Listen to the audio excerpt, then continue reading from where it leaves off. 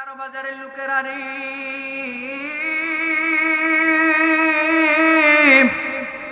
দিলের কান লাগায় শুনবে, কোন দিকে খেল নাই। নামাজ দ্বারা যে সমস্ত সমস্যার সমাধান করা যায়, একটা ঘটনা শোনায়া যায়। 11 বাজারের লোকেরা রে, দিলের কানটা লাগায় শুনবেন। এক সাহাবীর বাসায় কোনো খাবার নাই, ঘরের ভিতরে কোনো খানা নাই।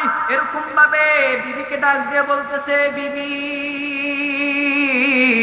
ঘরের ভিতরে কোনো খাবার আসেনি। বিবি ডাক দিয়ে বলতেছে, স্বামী আমার বাড়িতে তো কোনো খাবার নাই গো স্বামী। আজ 3 দিন যাবত চুলায় আগুন ধরে না, 3 দিন যাবত ঘরের মধ্যে চুলার মধ্যে আগুন ধরে না। বাচ্চাগুলোকে ঘুমের মধ্যে দিয়া দিছে, খানার ব্যবস্থা হয় নাই স্বামী।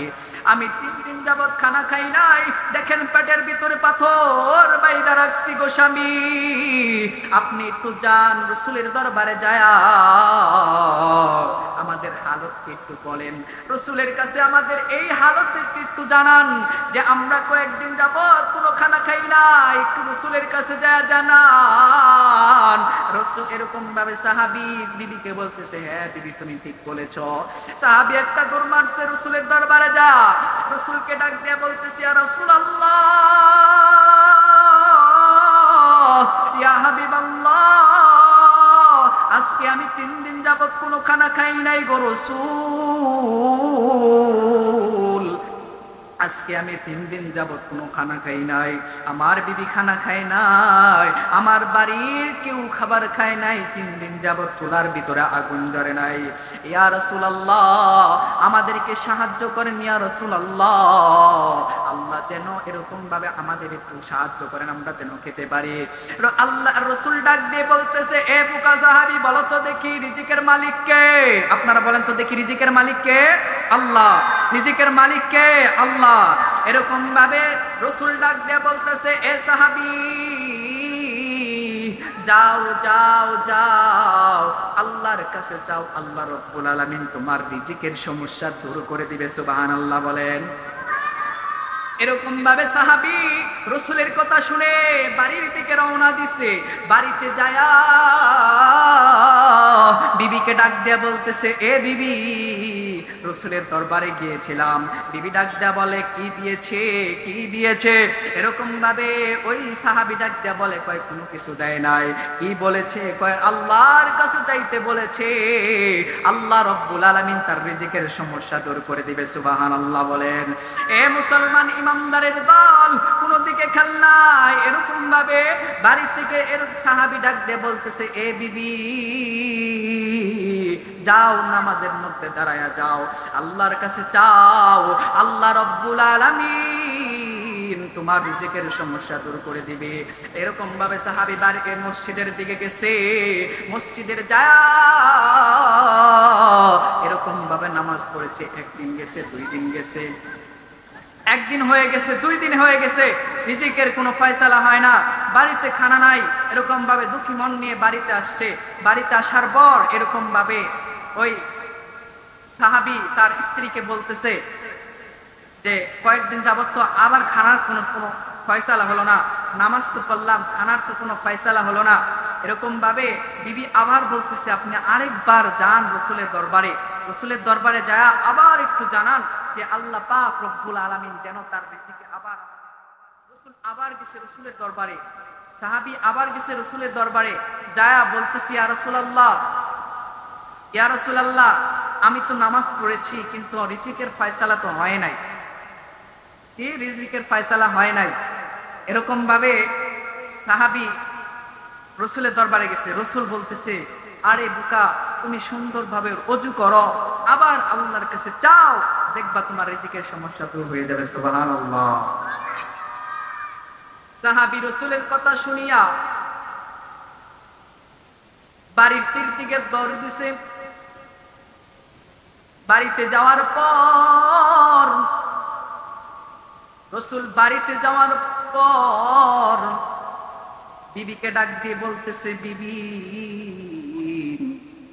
আমি তো রাসূলের দরবারে আবার গিয়েছিলাম রে বিবি, আল্লাহ রসুল এরকম ভাবে বলেছে, সুন্দর করে রুজু করবা, আবার এরকম ভাবে নামাজের মধ্যে দাঁড়ায় যাবা, আল্লাহর কাছে চাবা, আল্লাহ রব্বুল আলামিন তোমার রিজিকের সমস্যা দূর করে দিবে। সাহাবী এরকম ভাবে মসজিদে যায়, মসজিদের মধ্যে যায় সুন্দর করে ওযু করিয়া এরকম ভাবে নামাজের মধ্যে দাঁড়ায় গেছে। সুবহানাল্লাহ। মসজিদের মধ্যে নামাজের মধ্যে দাঁড়ায় গেছে। নামাজের মধ্যে দাঁড়ানোর পর আল্লাহর কাছে দোয়া করে, আল্লাহ আমার রিজিকের সমস্যা দূর করে দিন মাওলা, আপনি ছাড়া তো কোনো রব নাই গো মাওলা, আপনি তো রব মাওলা, আমি ছাড়া আপনার আরো অনেক বান্দা আছে মাওলা, কিন্তু আপনি ছাড়া কোনো রব নাই গো মাওলা, আয় মাবুদ মাওলায়ে কারীম, আপনি আমার রিজিকের সমস্যা দূর করে দিন গো মাওলা। তার চোখ দিয়ে পানি পড়ে, পানি পড়তে পড়তে এরকম ভাবে নিচের ফলক ভিজে গেছে। সুবহানাল্লাহ বলেন। নামাজ পড়ার পর সাহাবী এরকম ভাবে বাড়ির দিকে যায়, রাস্তা দিয়ে বাড়ির দিকে যায়। বাড়ির দিকে যাওয়ার সামনের গেটের সামনে যখন গেছে, সাহাবী যখন বাড়ির গেটের সামনে গেছে রে বাবারা, সাহাবী যখন গেটের সামনে যায়, যাওয়ার পর বাড়ি থেকে যেন খাবারের গন্ধ তার নাকের মধ্যে আসতেছে। সুবহানাল্লাহ। এরকম ভাবে সাহাবী দৌড় দিয়া ঘরে গেছে। ঘরের ভিতরে যাওয়ার পরে এরকম ভাবে বিবিকে ডাক দিয়ে বলতেছে, এ বিবি, কোথা থেকে খাবারের গন্ধ আসে? বিবি, কোথা থেকে খাবারের গন্ধ আসে? বিবি ডাক দিয়া কয়, ও স্বামী, আপনি জানেননি, আমাদের পাশের রুমে যান, যা দেখেন একটা জাতা কল আছে, ওই জাতা কলের মধ্যে থেকে আল্লাহর কুদরতে কেমন করে যেন এরকম ভাবে আটা পড়ে। সুবহানাল্লাহ। সাহাবী পাশের রুমে দৌড় দিছে।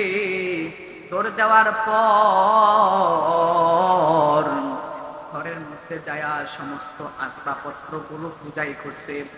বুঝাই করার পর সাহাবীর মনের মধ্যে কৌতূহল জাগছে যে এখানে কোনো গম নাই, আটা আসে কোথা থেকে, আমি দেখবো। সাহাবীর কোনভাবে উপর থেকে পাথরের চাক্কি উঠাইছে। উঠানোর পর দেখে ওই চাক্কির মধ্যে কোনো কিছু নাই, শুধু একটা গমের দানা। সুবহানাল্লাহ বলে। তারপরে আবার ছেড়ে দিছে।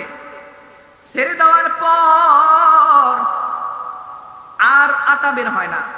ওইটা ছাইড়া দিছে, ছাইড়া দেওয়ার পরে আর আটা পড়ে না। তার মনের মধ্যে কৌতূহল, সে দৌড় দিছে রসুলের দরবারে। রসুলের দরবারে যায়া রসুলকে বলতেছে, ইয়া রাসূলুল্লাহ, আমি তো এরকম এরকম করেছি যে ওটা দেখার জন্য আমি উঠাইছি, তারপরে তো আর এরকম ভাবে কি হয় না, আটা পড়ে না। রসুল ডাক দিয়ে বলে, এ বুকা সাহাবী, কি করছো তুমি? কি করছো তুমি? কয়, তুমি যদি ওই চাকরিটা না উঠাইতা, কিয়ামত পর্যন্ত আনে আলা উম্মতের রিজিকের ফয়সালা এখান থেকে হয়ে যাইত। সুবহানাল্লাহ। বলেন তো দেখি, সাহাবীর এরকম ভাবে রিজিকের সমস্যা কিসের দ্বারা হয়েছে? নামাজের দ্বারা। আমরা এখনো গাফেল কে আমরা বিশ্বাস করি না, ইমান দুর্বল হয়ে গিয়েছে। আমরা এরকম ভাবে নামাজ পড়ি না, রব্বে কারিমের কাছে চাই না, কারণ আমাদের ইমান দুর্বল। এরকম ভাবে ইমান দুর্বল হয়ে গিয়েছে, তার জন্য আমরা রব্বে কারিমের কাছে চাই না, চাই পীরের কাছে, পীর আমাকে দিবে। তাই এরকম ভাবে নামাজের প্রতি যত্নবান হওয়া দরকার। আল্লাহ পাক কোরআনের মধ্যে বলেছেন যে ওয়া মাহইয়ায়া ওয়া মামাতি লিল্লাহি রাব্বিল আলামিন, কয় তোমার মরণ, তোমার জীবন, কয় তোমার সমস্ত কিছু, নামাজ পড়বা, রোজা রাখবা, এরকম ভাবে যাকাত দিবা, এরকম ভাবে দান করবা, সমস্ত কিছু হতে হবে কার জন্য? আল্লাহর জন্য। এরকম ভাবে সমস্ত কিছু হবে কার জন্য? আল্লাহর জন্য। এই যে আমরা দান করি না, দান তো সবাই করি। এরকম ভাবে দানটাও হবে কার জন্য? আপনি যদি এরকম ভাবে রব্বে কারিমের উপরে তাওয়াক্কুল করিয়া দান করতে পারেন, এ মুসলমান, আপনি যদি রব্বে কারিমের উপর তাওয়াক্কুল করিয়া দান করিতে পারেন, তাহলে আপনার এই দানের দ্বারা রব্বে কারিম আপনাকে মৃত্যু নামক এরকম ভাবে হাজারো ঘটনা আছে, মৃত্যু নামক এরকম ভাবে মৃত্যু থেকে সাহাবীদেরকে বাঁচায় দিচ্ছে। কথা বলেন ঠিক কিনা? ঘটনা শোনাবো, শুনবেন? ঈসা নবীর জামানায়, কোন নবী? ঈসা নবীর জামানায় একটা ধূপাওয়ালা লোক ছিল। কি ছিল? ধূপাওয়ালা লোক ছিল। ধূপাওয়ালা চিনেন? যারা কাপড় কাছে, গ্রামের মানুষ যারা কাপড় কাছে, তার কাপড় জমা হইলে ওই ধূপার কাছে দেয়, ধূপা ওই কাপড়গুলোকে ধুয়ে এরকম ভাবে তাদেরকে ফিরাইয়া দেয়, তাকে ধূপা বলে। ওই ঈসা নবীর জামানায় ধূপাওয়ালা লোক আছে। কি আছে? ধূপাওয়ালা লোক এরকম ভাবে গ্রামের মানুষের কাছ থেকে কাপড় নেয়, নেওয়ার পরে ওই কাপড় ধোয়ার পরে ওই কাপড়গুলো আর ওই গ্রামের মানুষ যারা কাপড় দিচ্ছে তাদেরকে ফেরত দেয় না, উল্টা পুল্টা করে। গ্রামের মানুষ অতৃপ্ত হয়ে গিয়েছে, সে আমাদের সাথে এরকম কেন করে? ঈসা নবীর কাছে গেছে, গ্রামের সমস্ত মানুষ ঈসা নবীর কাছে যায়, নালিশ জানাইছে, ইয়া রাসূলুল্লাহ, আপনি তো আল্লাহর কাছে দোয়া করেন আল্লাহ যেন এইটাকে, এই ধূপাওয়ালা লোকটাকে মৃত্যু দিয়া দেয়। কি দিয়া দেয়? মৃত্যু দিয়া দেয়। এরকম ভাবে গ্রামের সমস্ত মানুষ গেছে, ঈসা নবী এরকম ভাবে তাদের আবদার শুনে এরকম ভাবে আর পালাইতে পারলেন না। ঈসা নবী জানায় দিলেন, যাও যাও, এরকম ভাবে কালকে তার মৃত্যু হবে। কি হবে? কালকে তার মৃত্যু হবে। গ্রামের মানুষ ভাবলেন ঈসা নবী যেহেতু আল্লাহর প্রেরিত রাসূল, সে মিথ্যা কথা বলতে পারে না, কালকে তার মৃত্যু হবে। তাদেরকে পাঠিয়ে দিছে। বাড়িতে পাঠিয়ে দেওয়ার পর গ্রামের লোক এরকম ভাবে তারপরের দিন ওই ধূপার আশপাশদের ঝোপঝাড়ের মধ্যে লুকায়া রয়েছে, যে ওই ধূপাওয়ালার মৃত্যু কিভাবে হয় সেটা আমরা দেখি। এ মুসলমান ইমানদারের দল,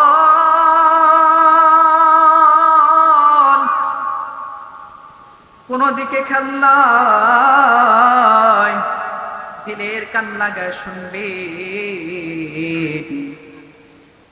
ওই ঈসা নবীর জামানায় ধূপাওয়ালা লোকটা বাড়ি থেকে বের হয়েছে নিয়ম অনুসারে, তার নিয়ম অনুযায়ী বাড়ি থেকে বের হয়ে গিয়েছে। একটা গাঁটটি নিয়া, কাপড়ের গাঁটটি নিয়া বাড়ি থেকে বের হয়ে গিয়েছে কাপড় ধোয়ার উদ্দেশ্যে।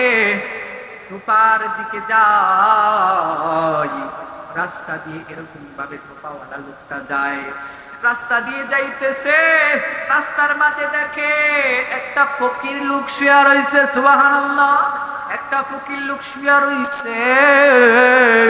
লোকটা এরকম ভাবে ক্ষুধার যন্ত্রণায় কাপড় হইয়া পড়েছে। এরকম ভাবে ওই ধূপাওয়ালা লোকটা রাস্তা দিয়া যায়, ওই ফকির লোকটা ডাক দেয়, এ ধূপাওয়ালা দাঁড়াও, দাঁড়াও। ধূপাওয়ালা দাঁড়ায় গেছে, দাঁড়ানোর পর এরকম ভাবে ধূপা ডাক দেয়া বলতেছে, এ চাচা, কি বলেন গো চাচা?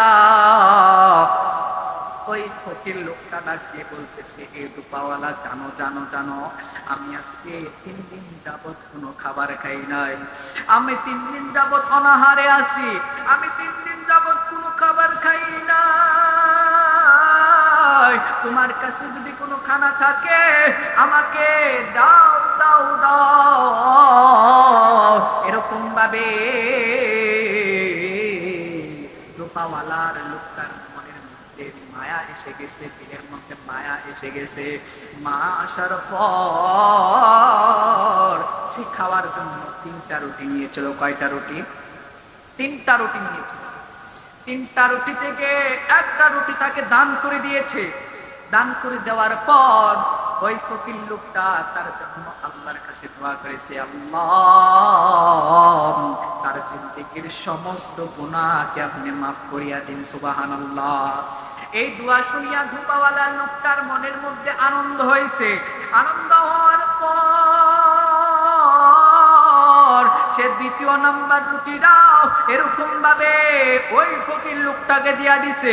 ফকির লোককে দেওয়ার পর এরকম ভাবে ওই লোকটাও আল্লাহর কাছে দোয়া করছে, আল্লাহ তার এরকম ভাবে তার বংশের মধ্যে এরকম ভাবে বারাকা দাও, রিজিকের মধ্যে বারাকা দাও। এরকম ভাবে এই দোয়াটা শুনিয়া ওই ধূপাওয়ালা লোকটা তৃতীয় নাম্বার রুটিটাও দান করে দিছে। সুবহানাল্লাহ।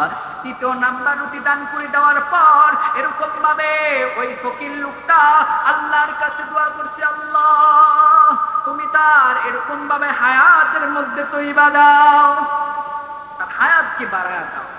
দোয়া করেছে। দোয়া করার পর এরকম ভাবে ধূপা এরকম ভাবে কাপড় কাচার জন্য এরকম ভাবে ঘাটে যাচ্ছে। ঘাটে যাওয়ার পর এরকম ভাবে কাপড় ধুইতেছে। আগের মতো কাপড় ধোয়, কাপড় ধুইতেছে। ধোয়ার পরে আবার সুন্দর ভাবে এরকম ভাবে বাসায় ফিরে আসছে। সুবহানাল্লাহ বলেন। ওই যে মনে আছে ঈসা নবী যে বলছিল যে তার কালকে মৃত্যু হবে, এর জন্য দেখার জন্য গ্রামের যত লোক আছে এরকম ভাবে ওই ধূপার আশপাশ যা লুকায়া ছিল, এরকম ভাবে লুকায়া ছিল যে মৃত্যু হবে। কিন্তু ধূপাওয়ালা লোক সুস্থ শরীরে গিয়েছে। সুস্থ শরীরে যাওয়ার পর এরকম ভাবে সুস্থ শরীরে ফিরে এসেছে বাসায়। সুবহানাল্লাহ বলেন। গ্রামের লোকগুলো এইটা দেখার পর গ্রামের লোক এরকম ভাবে এক আরেকজনকে বলে, ঈসা নবী কি আমাদের সাথে মিথ্যা কথা বললনি? ঈসা নবী কি আমাদের সাথে মিথ্যা কথা বলেছে? গ্রামের লোক ডাক দেয়, চলো ঈসা নবীর দরবারে চলো। গ্রামের লোক আবার ঈসা নবীর দরবারে যায়। যাওয়ার পর এরকম ভাবে নবীকে ডাক দেয়া বলে, ইয়া রাসূলুল্লাহ, ইয়া হাবিবাল্লাহ, ও ঈসা নবী, আপনি যে বলেছিলেন তার মৃত্যু হবে, কিন্তু তার তো মৃত্যু হয় নাই। সে সুস্থ শরীরে গেছে। যাওয়ার পর এরকম ভাবে আবার সুস্থ শরীরে বাসায় ফিরে আইছে, কিন্তু তার মৃত্যু হয় নাই। ঈসা নবী এরকম ভাবে গ্রামের লোকদেরকে ডেকে ডেকে ডাক দেয়া বলে, এ গ্রামের লোকেরা রে, যাও যাও ধূপাওয়ালা লোকটাকে ডাক দাও, ধূপাওয়ালা লোকটাকে ডাক দাও, আমার কাছে নিয়ে আসো। তারা ধূপাওয়ালা লোকটাকে তার কাছে নিয়ে আসলো। নিয়ে আসার পর ঈসা নবী এরকম ভাবে তার গাঁটটিটা খুলে দেখে। গাঁটটিটা খুলে দেখার পর দেখে ওই গাঁটটির ভিতরে একটা কালো সাপ লাগাম লাগানো। সুবহানাল্লাহ। এরকম ভাবে লাগাম লাগানো সাপ দেখা এরকম ভাবে আল্লাহর কুদরতে সাপের জবান খুলে গেছে। ঈসা নবী সাপকে ডাক দেয়া বলতেছে, এসা, তুমি এই গাঁটটির ভিতরে কি করো এবং এই গাঁটটির ভিতরে কি করো এবং তোমার মুখে লাগাম লাগানো কেন রে সাপ? সাপ ডাক দেয়া কয়, ও নবী আল্লাহর হাবিব, আপনি যখন দোয়া করেছিলেন, আপনি তখন এই ধূপা আলার লোকটার জন্য দোয়া করেছিলেন, আল্লাহ যেন তাকে মৃত্যু দিয়া দেয়, আল্লাহ যেন তাকে মৃত্যু দিয়া দেয়। এরকম ভাবে যখন আপনি দোয়া করেছিলেন, আল্লাহর হুকুমে আমি এরকম ভাবে এই গাঁটটির ভিতরে চলে আসছিলাম। আসার পর ঈসা নবী এরকম ভাবে জানায় দেয়, তারপরে তোমার মৃত্যু হল, তার মৃত্যু হলো না কেন?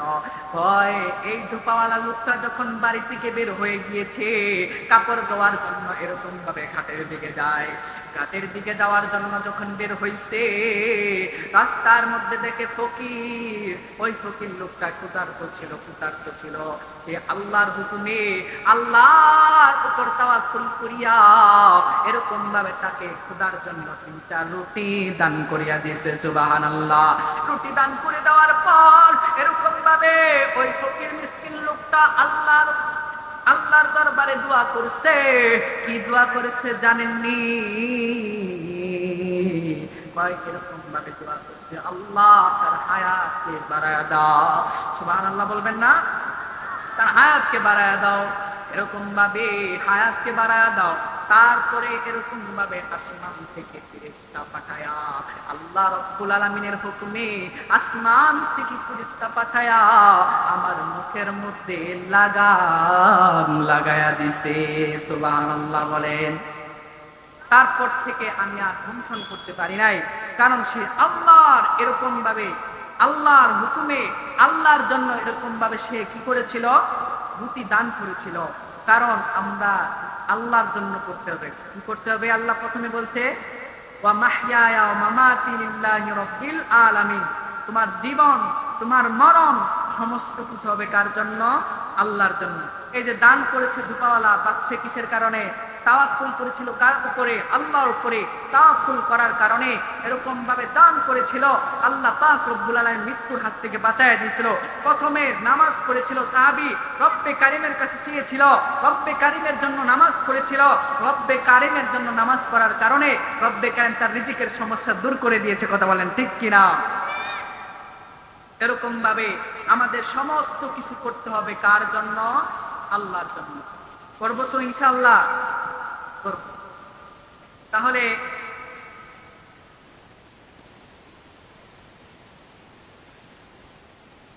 এখন আসেন, সামনে রমজান, রমজানের রোজা রাখবো তো ইনশাআল্লাহ?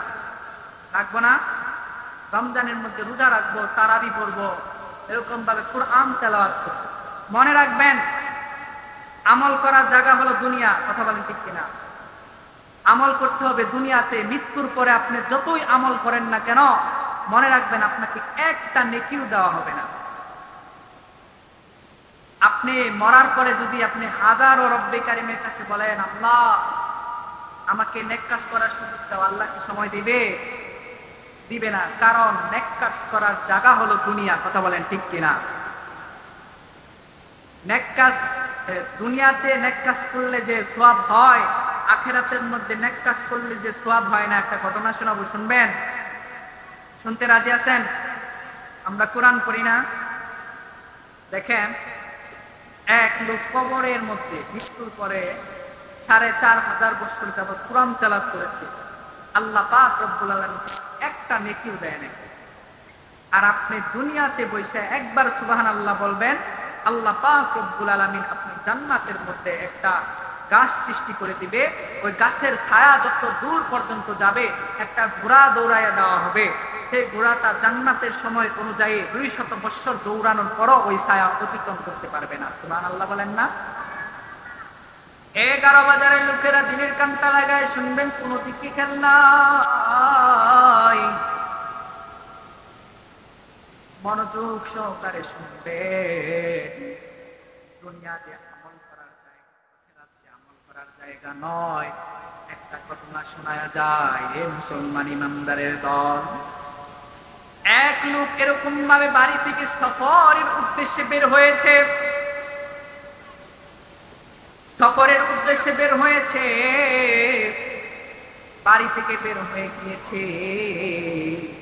রাস্তা দিয়ে যায়, রাস্তা দিয়ে যায়।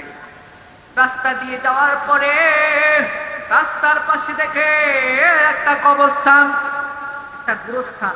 মনে রাখবেন, যারা দুনিয়া থেকে বিদায় হয়ে গিয়েছে তাদের মতো অসহায় এই অসহায় আর কেউ নাই। কথা বলেন ঠিক কিনা? কারণ কি, আপনার ছেলে এরকম ভাবে বিদেশে চলে যাইতেছে, বিদেশ থেকে আপনি ১ মিনিটের মধ্যে আপনার সন্তানের সাথে কথা বলতে পারতেছেন। আপনার ছেলে এরকম ভাবে অন্য দেশে চলে গেছে, ১ মিনিটের মধ্যে আপনি কথা বলতে পারতেছেন।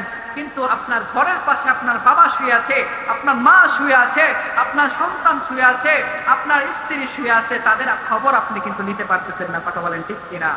মনে রাখবেন, তারা দুনিয়া থেকে বিদায় হয়ে গিয়েছে, তাদের মতো অসহায় আর কেউ নাই। তারা দুনিয়ার মুখে তাকিয়ে থাকে, কখন আমার সন্তান আমার জন্য একটু দোয়া করবে, কখন আমার সন্তান আমার জন্য একটু নামাজ পড়ে দোয়া করবে, কখন আমার সন্তান আমার জন্য একটু দান করবে, কখন আমার সন্তান আমার জন্য একটু দোয়া করবে, কবরের পাশে আইসা দোয়া করবে, এরকম ভাবে দোয়া করবে। তার আশায় এরকম ভাবে তারা তাকিয়ে থাকে। এরকম ভাবে ওই লোকটা কবরের পাশ দিয়ে যাইতেছে। কবরের পাশ দিয়ে যাওয়ার পর এরকম ভাবে তার মনের মধ্যে আশা হয়েছে যে তারা এরকম ভাবে অসহায়, তারা দুনিয়ার মুখে তাকিয়ে আছে, তাদের জন্য আমি একটু দোয়া করবো। সুবহানাল্লাহ বলেন। এরকম ভাবে ওই লোকটা তাদের জন্য দোয়া করবে। সাহাবী ওই লোকটা এরকম ভাবে কবরের পাশে দাঁড়ায় গেছে। বিশাল কবরস্থান, বিশাল কবরস্থান, কবর পাশে এরকম ভাবে দাঁড়ায় গেছে। দাঁড়ানোর পর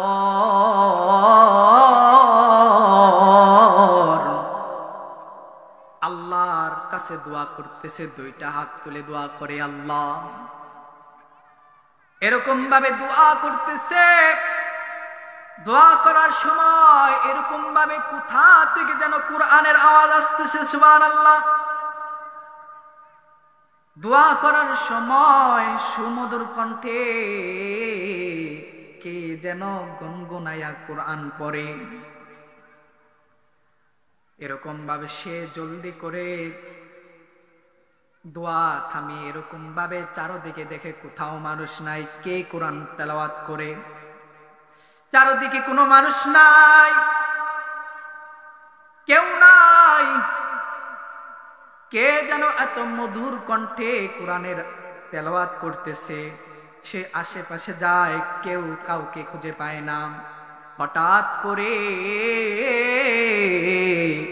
এক কবরের পাশে যেছে, কবরের পাশে দাঁড়ানোর পর দাঁড়ায়া রইছে, দেখে কবরের ভিতর থেকে কুরআনের তেলাওয়াতের আওয়াজ আসতেছে, সুবহানাল্লাহ। এরকম ভাবে ওই লোকটা দাঁড়ানোর পর এরকম ভাবে ওই কবরের তেলাওয়াতের আওয়াজ এরকম ভাবে বন্ধ হয়ে গিয়েছে, সুবহানাল্লাহ বলেন। বন্ধ হয়ে যাওয়ার পর আল্লাহর কাছে দোয়া করে, আল্লাহ আমি তো মুসাফির মানুষ, আল্লাহ হায় মাবুদ মাওলাই কারীম, তোমার মুজিজা দেখা দাও, তোমার এরকম ভাবে কুদরত দেখা দাও আল্লাহ। কবরের ভিতরে কে তেলাওয়াত করছে আমি জানতে চাই গো মাওলা। এরকম ভাবে ওই উপরে থাকা লোকটা কবরের ভিতরে থাকা লোকটাকে জিজ্ঞেস করতেছে, এ কবরবাসী কে আছো, কথা বলো। সে আল্লাহর কুদরতে এরকম ভাবে কথা বলেছে, কবরের ভিতর থেকে কথা বলে, উপর থেকে বলতেছে, এ ভাই তুমি কবরের ভিতরে যায় কুরআন তেলাওয়াত করতেছো, জানি না কত আল্লাহ পাক রব্বুল আলামিন তোমাকে সম্মান দিয়েছে রে, সম্মান দিয়েছে কবরবাসী। তুমি কবরের মধ্যে যাও, তুমি এরকম ভাবে কোরআন তেলাওয়াত করতেছো, আল্লাহ তোমাকে কতই না সম্মান দিয়েছে রে কবরবাসী। এরকম ভাবে উপরে থাকা লোকটা এরকম ভাবে বলতেছে, তুমি কত বছর যাবত কোরআন তেলাওয়াত করতেছো। সে বলতেছে, তুমি কত বছর যাবত কোরআন তেলাওয়াত করতেছো। কবরে থাকা লোকটা ডাক দেয়া কয়, আমি ৪,৫০০ বছর যাবত কোরআন তেলাওয়াত করতেছি, সুবহানাল্লাহ। এরকম ভাবে সে বলতেছে, আমি ৪,৫০০ বছর যাবত কোরআন তেলাওয়াত করতেছি। এরকম ভাবে সে বলতেছে ৪,৫০০ বছর যাবত কোরআন তেলাওয়াত করতেছি। উপরে থাকা লোকটা বলতেছে, এইটা শুনে সে বলতেছে, হায় সুবহানাল্লাহ, তুমি কবরের মধ্যে যাও ৪,৫০০ বছর যাবত কোরআন তেলাওয়াত করতেছো। তার মুখ দিয়ে সুবহানাল্লাহ বাইরে পড়ছে। বাইর হওয়ার পরে এরকম ভাবে বলতেছে, ওই উপরে থাকা লোকটা বলতেছে, তুমি যে কোরআন তেলাওয়াত করতেছ, আল্লাহ তোমাকে কত সওয়াব দিছে। কবরে থাকা লোকটা ডাক দিয়া বলে, এ ভাই, আজ আমি ৪,৫০০ বছর যাবত কোরআন তেলাওয়াত করতেছি। ৪,৫০০ বছর যাবত কোরআনের তেলাওয়াত করতেছি, আল্লাহ পাক রব্বুল আলামিন আমাকে একটাও নেকি দেয় নাই। উপরে থাকা লোকটা ডাক দিয়ে বলতেছে, এ তুমি কি বলো, তুমি ৪,৫০০ বছর যাবত কোরআনের তেলাওয়াত করতেছো কবরের মধ্যে শুয়া, আল্লাহ রাব্বুল আলামিন তোমাকে একটাও আমল কেন দেয় নাই, কেন দেয় নাই? এরকম ভাবে লোকটা কবরের ভিতর থেকে বলে,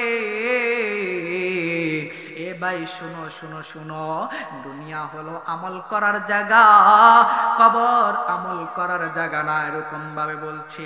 বলার পর কবরে থাকা লোকটা বলতেছে, ভাই তুমি যে এরকম ভাবে একবার সুবহানাল্লাহ বলছো, আমি যে 4500 বছর যাবত কোরআন তেলাওয়াত করেছি, আমাকে একটা নেক আমল পর দেওয়া হয় নাই, আর তুমি দুনিয়াতে থাইকা একটা সুবহানাল্লাহ বলছো,